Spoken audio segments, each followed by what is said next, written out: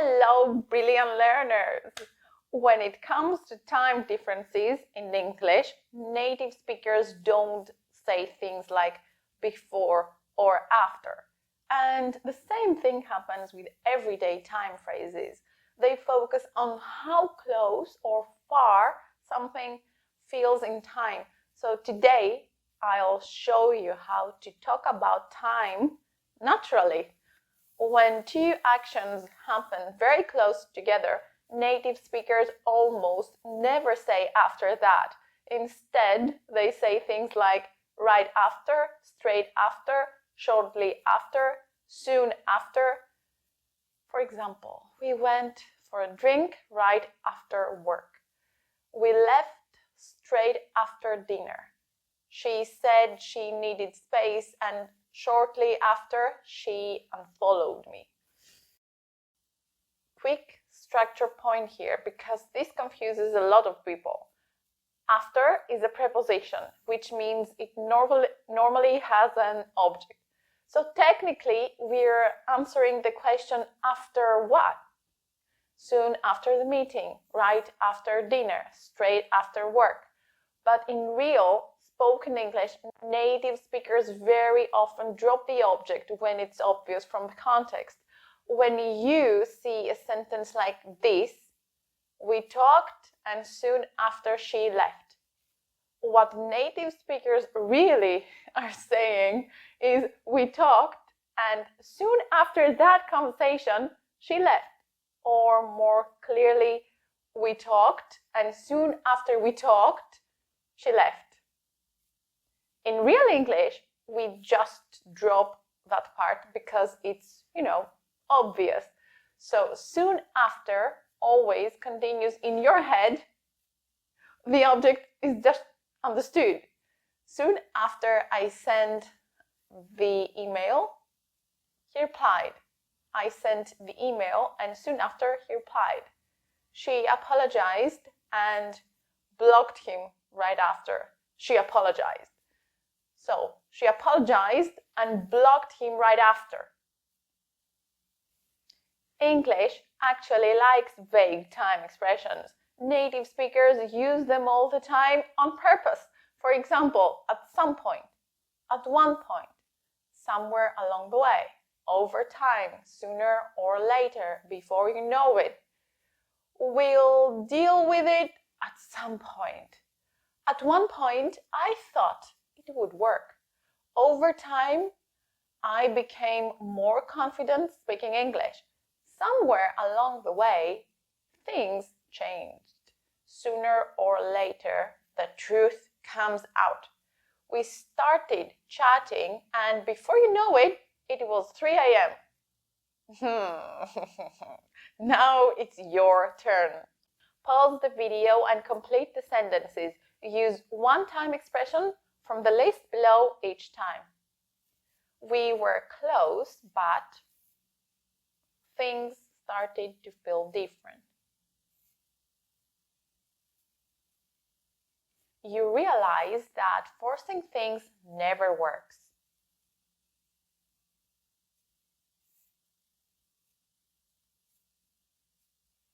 I'll deal with it, just not today. I genuinely believed he would change. The stress faded. I finished the class and left. The meeting ended and we got the results. They broke up and she moved out. You practice a little every day and you're fluent.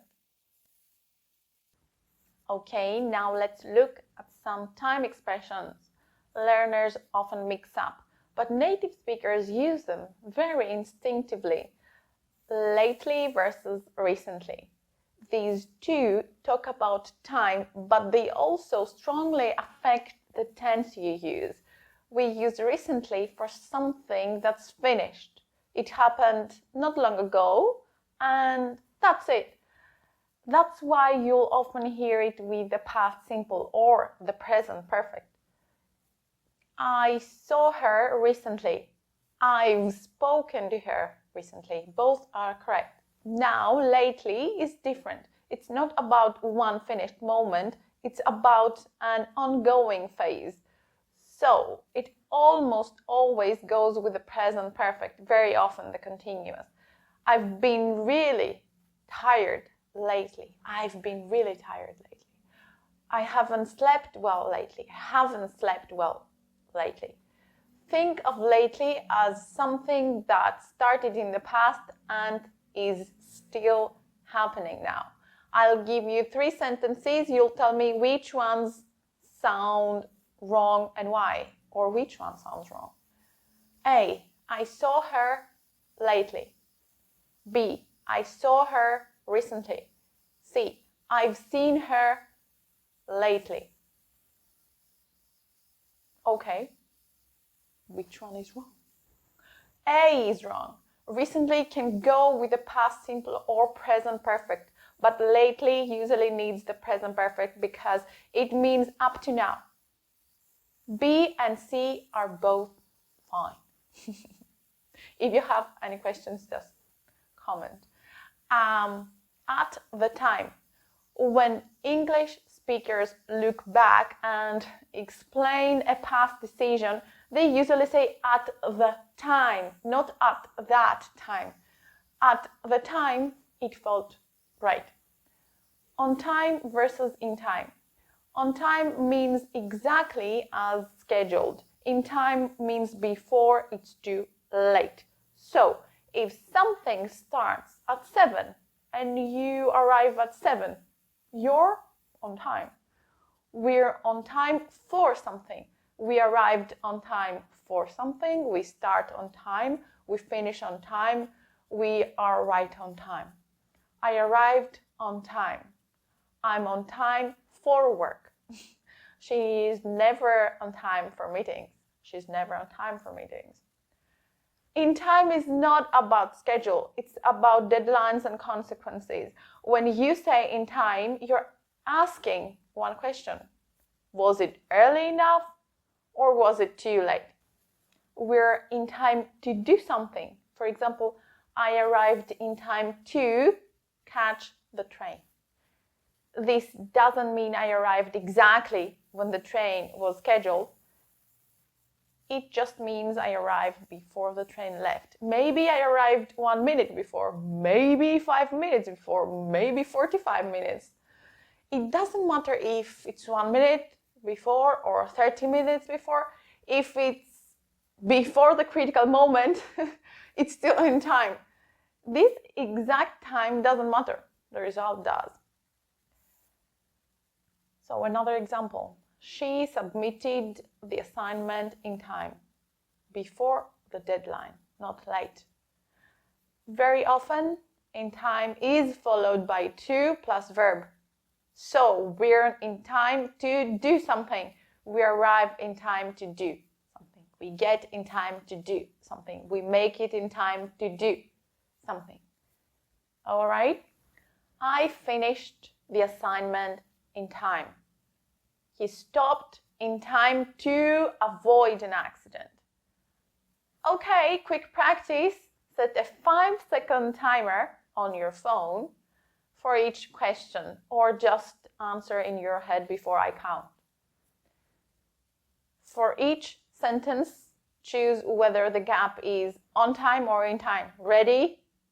Number 1.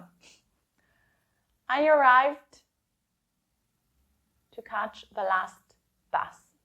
5 seconds. 5. 1. I arrived in time to catch the last bus. Number 2.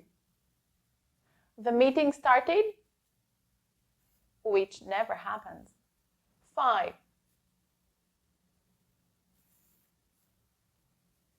The meeting started on time, which never happens. Number 3.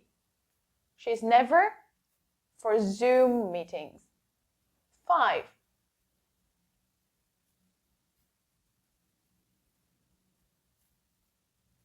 She's never on time for Zoom meetings.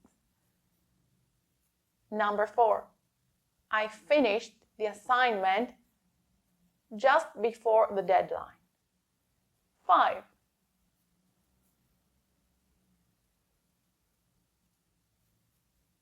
I finished the assignment in time.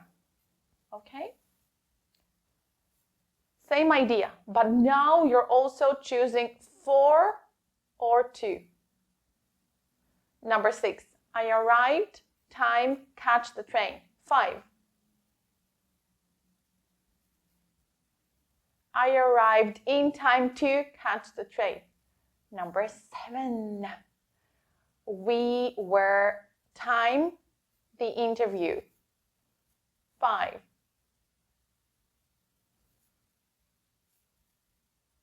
we were on time for the interview. Moving on to 8, the class finished, time. 5, the class finished on time. Number 9, I didn't get time, say goodbye. 5,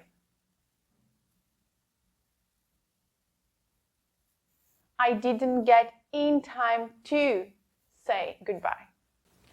So far, we've been talking about time in general, how close something feels, how deadlines work. Now, let's switch to something very practical. Time differences between countries. We don't use before or after for time zones. The basic formula is place A is number of hours ahead or behind place B. We say Athens is 1 hour ahead of India. New York is 7 hours behind Athens. Ahead of and behind is a natural choice. Before or after sounds wrong here, okay? When we talk casually, we often say Athens time, UK time, local time, my time, your time. The structure is it is, or it will be, or that was, plus time, plus place time, like this. It's 10 a.m. Athens time. It will be 3 a.m. my time. It's 6 a.m. New York time. It's 2 in the afternoon Tokyo time. It's midnight Paris time. Now, let's look at how we use these expressions with scheduling verbs like meet, call, start, or do. The structure is very simple. Verb plus at plus clock time plus whose time. For instance, let's meet at 6 your time. We'll start at 9 local time. Can we talk at 5 my time? The call starts at 10 Dubai time. The important point is this. At goes with the clock time, not with the place. We say at 10 Dubai time, at 10 your time. So, once you know how to say the time correctly, the next step is actually coordinating with someone in another country. This is the kind of English people use every day when they're planning calls or meetings across time zones. In real life, native speakers keep this very simple. You'll hear phrases like, we're in different time zones, we're in the same time zone, no time difference on my side. It's tricky because there's a big time difference. There's a 2-hour difference. What time is it where you are? That's too late my time. That works for me, your time. Okay, that works for me, your time. The full version in the speaker's head is that time works for me using your time zone. Native speakers drop the extra words because the context is obvious. For example, can we do 5 p.m. your time? That's 4 p.m. Sweets time. Quick check on time differences. Pause if you need to. Portugal is 2 hours behind Finland. How do we say it the other way around? Finland is 2 hours ahead of Portugal. Number 2. Japan is 8 hours ahead of Italy. How do we say it using behind? Italy is 8 hours behind Japan. Number 3. Which one sounds natural? Let's meet at 6 in your time. Let's meet at 6 your time. Okay, I think you know the answer. Let's meet at 6 your time. All right. Number 4, this is going to be the last one. Is this natural or not? That's too late in my time. Not natural. We say that's too late, my time. And that's it for today. Thanks for watching. Catch you in the next one.